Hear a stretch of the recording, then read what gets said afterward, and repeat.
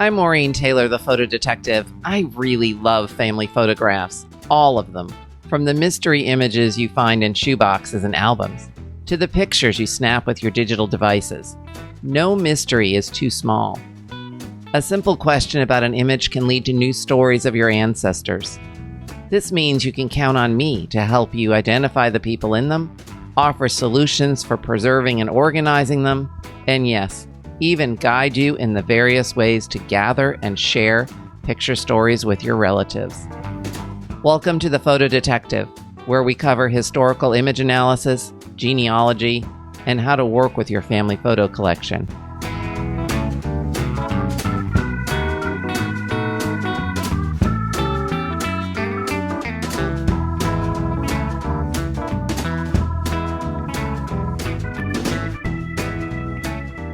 The past is for sale. Our past, our parents' stuff, and previous generations as well. You can find the most amazing things at flea markets. That's what New Englanders call these outdoor sales. I regularly visit 2 of these. In the summer months, the Providence Flea occupies a small space on the waterfront. If it's there, I am too. It's a mix of antique and collectible vendors as well as artist spaces. One of my favorite people to chat with is Peter Dumas of Picture This Antiques. He specializes in old cameras. I'll let him tell his story. Oh, and the glass plate camera he mentions? Well, I couldn't leave it there. It now sits on a shelf in my office, along with all the other cameras he sold me. Hi, I'm Peter Dumas with Picture This Antiques in West Boylston, Massachusetts. And these are a number of the cameras that I've been selling over the years. Some of my favorites. This one I just put out. This is a 1940s Roy Rogers collectible Kodak. Fairly hard to find, especially with the flash. Among my favorites are these smaller ones. I started enjoying the smaller ones. So the old Kodak, the ones that started it, the Kodak vest pocket from 1913 to 1918. These were the cameras that were the camera of choice of the soldiers during World War I. And very popular. They fit, as you would think, they fit in a vest pocket. Soldiers would take their 10 pictures, give them their commander. The commander would ship them to Kodak. Kodak would develop the film, reload the camera, send the camera back to the front. So a lot of these that you find, that I have found, actually are worn because they've been used quite a bit. Among the other ones, this is an old plate camera.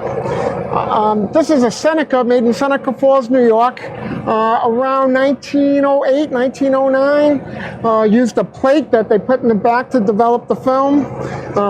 The beautiful camera, burgundy bellows, just a great piece of work. I love those especially. This actually is also called a vest pocket camera, but you'd have to have a pretty big vest for it, right? But this is another version of the Kodak vest pocket. This is from the late 20s. Again, beautiful bellows. Just another neat piece of decorative piece in engineering. One of the reasons I got into cameras is just the engineering is fantastic, the design, the look. I also sell a good deal of movie cameras. Very popular, especially with millennials who are now back into Super 8 and 8mm photography. So the Keystones are very popular. I think more for the design than the use, just as a great looking camera. I sell these primarily as decoratives, and so whether they work or not, I'm not sure. A number of them do work, the movie cameras especially. Another very popular one is this Kodak Jiffy. This is just a very neat Art Deco looking camera. I sell a fair amount of these. They just look great. And this one happens to come with both the box and the instructions. Just a neat piece of equipment. I have to show this one because this is the one I had as a kid. And no one seems to really want it, but I think it's really cool. And again, the other real popular one in the mid to late 40s were the Kodak Touristers. This is just a really popular camera that people started really getting into vacations and stuff would just love these. They were really easy to use. and just became, this is a Tourister 2, the second version of it, but a real popular Kodak camera. How much? This one, this is $31. These are not as expensive as the older ones, kind of goes by age a bit. Let's see, what else do I have? A company called Universal Cameras in Chicago in the 20s put out a series of these small little cameras that I can't imagine were too effective, but they look kind of neat. This specific model was, mid-30s. So during the Depression, this is a $35, $37 camera now. Just a real interesting case. I got these two. These are two different camera companies, but they look almost like identical cousins. One's a Kodak. This is an AFCA. He's mid-40s, late 30s here, and this is mid-40s. Again, these would have been pretty popular as small cameras. Let's see, what else do I have? And the old standby.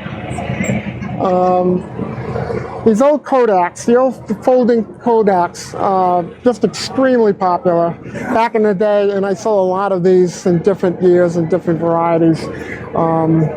They actually made a series of these in different colors, which I don't have any of the other colors here today, but in the past I've had some red ones, some blue ones, some green ones. They look kind of neat, kind of very decorative. And a big competitor of sorts to Kodak back in the 30s and 40s was a company called Argus.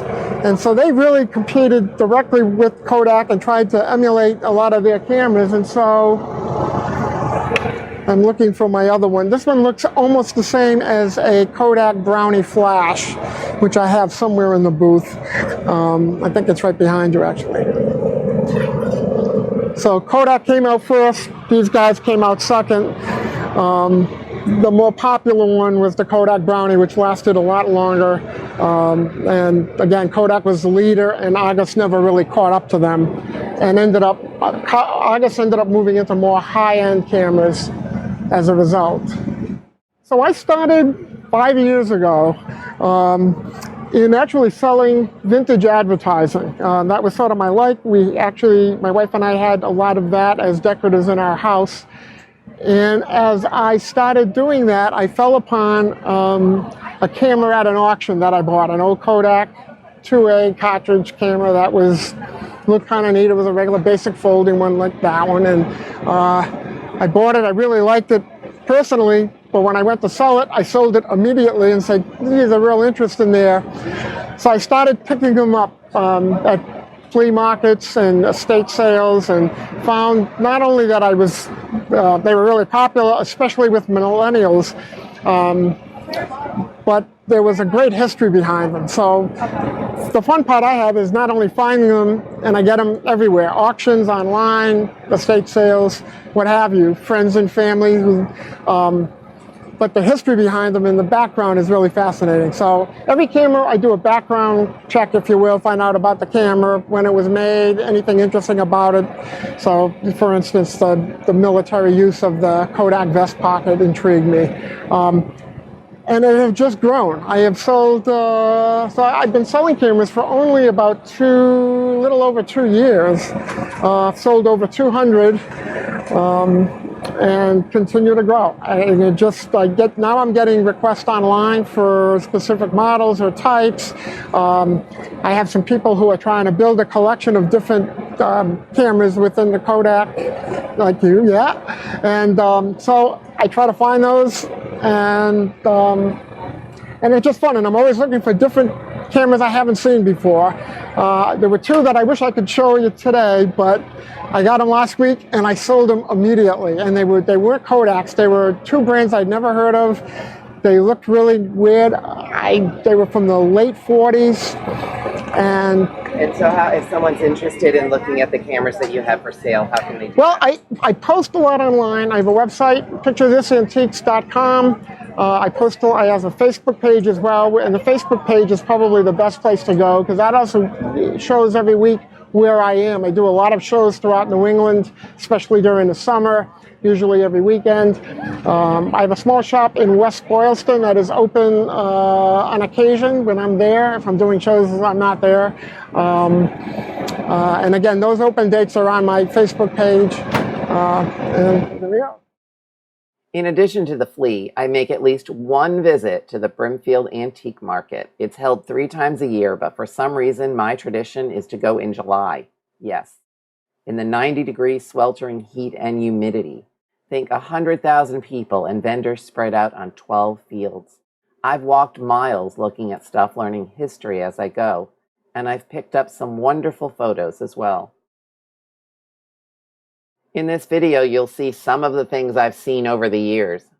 My favorite object is the last one. You can really find anything at Brimfield. But do you know what it is? I do, but let's see if you can guess. Send me an email at photodetective@maureentaylor.com. One of the vendors at Brimfield includes a Bone Shaker bicycle in his display. And that means it's one of those bicycles with the huge front wheel and the tiny small wheel. And I can imagine my great-grandfather taking a spin. I was particularly taken with this clothes wringer from the 1890s. And I could imagine my grandmother and great-grandmother washing out the clothes and then wringing it out using this machine. And I thought, this must have been so much work. This old school cash register with the keys that you had to push down and the numbers that would pop up in the little display is a long way from the digital cash registers we use today.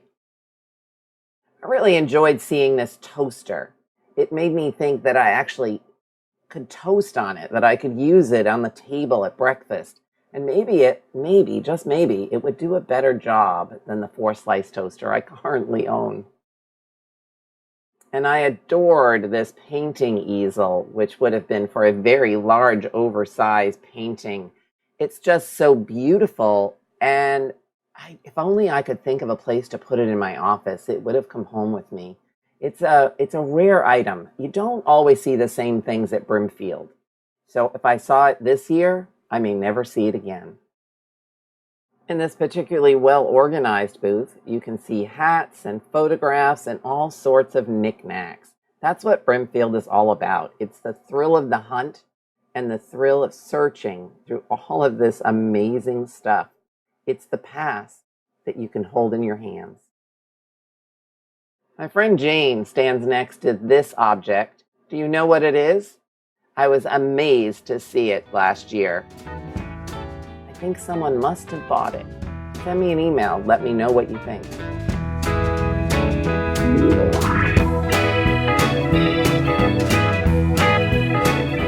If you enjoyed this episode, please share it on social media, leave me a rating and a review. And if you know of a friend or family member who's also interested in family photographs, share this episode with them too. See you next time.